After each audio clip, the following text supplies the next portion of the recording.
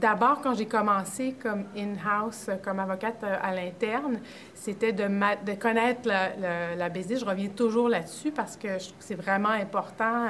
Puis quand on est avocat en pratique privée, en cabinet, on connaît la business, mais on n'est pas impliqué dedans nécessairement à chaque jour.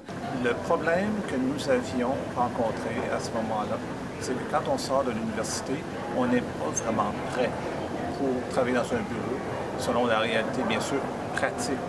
On sort du monde théorique, on s'en va dans le monde pratique. Donc, il y a un ajustement à faire. Dans un bureau privé, ce qui arrive souvent, c'est que nous, on répond à un problème.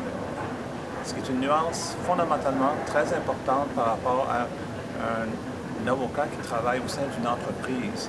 Parce qu'on lui demande à cette personne-là d'être une valeur ajoutée. Alors que dans un bureau d'avocat, on règle des problèmes.